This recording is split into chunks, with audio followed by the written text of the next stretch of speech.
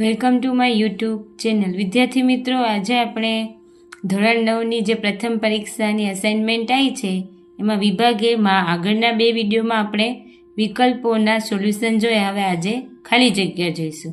ચલો, પહેલાં કીધું છે વર્ગમૂળમાં 289. વર્ગમૂળનું 289 તમારે 1 થી 20ના વર્ગમૂળ તો આવડવા જ જોઈએ. તો આ કોનું વર્ગમૂળ થાય? તો 17નું. અહીંયા લખીશું 17. હવે કીધું છે આની કિંમત શોધો. -2 છે તો આની આવશે, ઉલટાવી દઈશું એટલે છેદમાં 2. પાયો પાયો 25 અને 2 દુ 4 એટલે 25/4 જવાબ. સોરી, અહીંયા 2 નથી 3 છે એટલે 25/9 જવાબ આવશે. ચલો, હવે કીધું છે x ની 5m - 2 બરાબર 1 હોય તો m બરાબર કેટલી થાય? હવે ઘાત છે એને સરખાવીએ. એકની કોઈ પણ ઘાત ના હોય શું હોય? એક ઘાત હોય અહીંયા, તો એને સરખાવીએ તો બંને ઘાતને સરખાવતા બરાબર 1. 5m આ બરાબરની આ બાજુ જશે એટલે 2 પ્લસ થઈ જશે. માઇનસ હતું ને તો શું થઈ જશે? પ્લસ થઈ જશે. હવે 2 ને 1 કેટલા થશે? 3. તો લખીએ 5m બરાબર 3. હવે અહીંયા m અને 3/5 તો એમની કિંમત કેટલી આવશે? 3/5. ચલો, હવે સીધું 2/3નું દશાંશ સ્વરૂપ ખાલી જગ્યા પ્રકારનું છે. આપણે આવતું તો અનંત આવૃત, અનંત અનાવૃત કે શાંત. જો આ જોઈએ, ભાગાકાર કરીએ 2/3. 3 ભાગ ના ચાલે 0. 3 છક 18. 2 3 છક 18. તો આને આ સંખ્યા રિપીટ થશે એટલે શું થશે? અનંત આવૃત. અને જો આવી રીતે હોય 0.0200200002 તો આને અનંત અનાવૃત કહેવામાં આવે. ચલો, હવે જોઈએ શું કીધું છે? ગુણાકાર કરવાનું કીધું છે.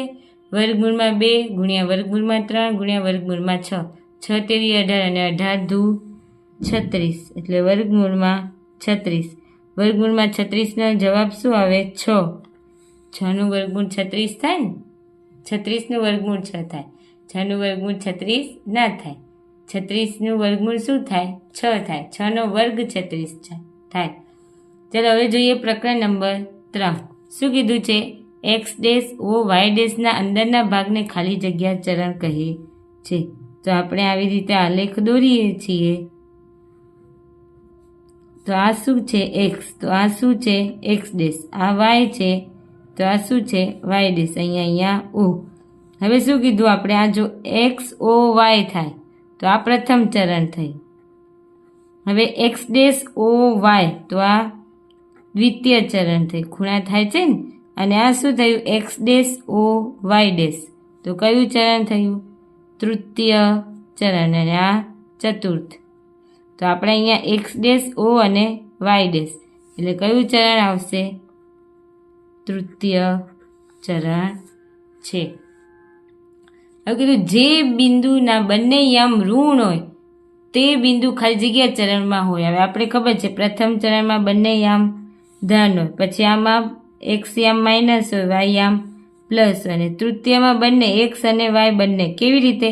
તો જો આ x આ માઇનસ આવે અને y ના આ બી માઇનસ આવે, અને આમાં x યામ શું છે? પ્લસ, y યામ માઇનસ. હવે બંને યામ શું કીધા છે? ઋણ. તો કયું ચરણ આવે? તો એમાં બી તૃતીય ચરણ આવે. હવે x અક્ષ પર આવેલું અને y અક્ષની જમણી તરફ ઉગમ બિંદુથી 5 અંતરે આવેલા બિંદુના યામ ખાલી જગ્યા છે. x અક્ષ ઉપર આવેલું છે અને x અક્ષ ઉપર આવેલું છે અને y થી જમણી તરફ ઉગમ બિંદુથી 5 અંતરે એટલે y થી જમણી તરફ એટલે કયા એના યામ આવે? તો 5 અને 0. કેમ? y ઉપર કોઈ આપેલું નથી. હવે આપણે જ કીધું છે x અક્ષ અને y અક્ષના છેદ બિંદુને ખાલી જગ્યા કહે છે. આ એક્સ અક્ષ અને આ વાય અક્ષ એના છેદ બિંદુને ઉગમ બિંદુ કહેવામાં આવે છે. તો લખીએ ઉગમ બિંદુ. હવે જે કીધું છે આ પેલું માઇનસ છે એટલે એક્સ માઇનસ હોય અને વાય પ્લસ હોય તો એ કયા ચરણમાં આવે? તો દ્વિતીય ચરણમાં. કયા ચરણમાં આવે? દ્વિતીય ચરણમાં. ચલો હવે જોઈએ પ્રકરણ 4. બે સંખ્યાનો સરવાળો 36 છે અને તફાવત 4 હોય તો તે પૈકી નાની સંખ્યા ખાલી જગ્યા છે. અહીંયા લખીએ બે સંખ્યાનો એક સંખ્યા વાય એક્સ અને બીજી વાય એનો સરવાળો કેટલો કીધો? 36. અને હવે બાદબાકી એક્સ માઇનસ વાય બરાબર 4 કીધી. તો હવે આપણે જોઈએ એક્સ બરાબર 4 પ્લસ વાય થાય. એક્સની જગ્યાએ આમાં કિંમત મૂકીએ આપણે પહેલા સમીકરણમાં. ચલો એક્સની જગ્યાએ શું મૂકશી? 4 પ્લસ વાય બરાબર 36. હવે 4 વાય પ્લસ વાય 2y બરાબર 36. 2y 36 માઇનસ 4 કેટલા થાય? 32 થશે. તો 2y બરાબર 32. હવે અહીંયા વાય બે ગુણાકારમાં આ બાજુ આવશે તો ભાગાકારમાં એટલે 16. વાય બરાબર કેટલું આવ્યું? 16 આવ્યું. આ 16 આવ્યું આ બાજુ જશે. આપણે નાની સંખ્યા પૂછી છે તો વાય કેવી છે? નાની જ છે. મોટી કઈ આવશે? 20. નાની સંખ્યા 16 આવે. હવે પછી કીધું છે 9/5 c પ્લસ 32માં c બરાબર 15 હોય તો fની કિંમત કેટલી થાય? તો કિંમત મૂકી દઈએ 9/5 ગુણ્યા c ની કિંમત 15 વત્તા 32. 5 તેરી 15, 9 તેરી 27 વત્તા 32, 7 8 9 એટલે કેટલું આવશે? 59 થાય ને. એટલે એની એફની કિંમત આવશે 59. હવે જોઈએ પ્રકરણ હજી આમ જ છે ને. હા, ત્રીજું 2x બરાબર 5y માઇનસ 7 ને પ્રમાણિત સ્વરૂપ તો આપણે ખબર છે ax plus by plus c બરાબર 0 આવે એનું પ્રમાણિત સ્વરૂપ છે. x તો છે જ, આપણે આ બાજુ લઈએ એટલે 2x માઇનસ 5y પ્લસ 7 બરાબર 0 આ રીતે લખાય. હવે અહીંયા જો 3 અને 2 સમીકરણ 5x માઇનસ ay બરાબર 7નો ઉકેલ હોય તો એની કિંમત શોધો. તો મૂકીએ અહીંયા 5x ay બરાબર 7. 5xની કિંમત કેટલી? 3. એમના એમ yની 2 બરાબર 7 થાય. હવે જો આ શું છે? એ માઇનસ છે, આ બાજુ લઈ જશે તો પ્લસ થશે અને આ 7 પ્લસ છે, આ બાજુ આવશે તો માઇનસ. ખબર પડી? -7 અને આ 2a. 15માંથી 7 જાય તો લાવશે 9 10 8 9 10 11 12 13 14 ને 15 8 આવશે બરાબર 2a.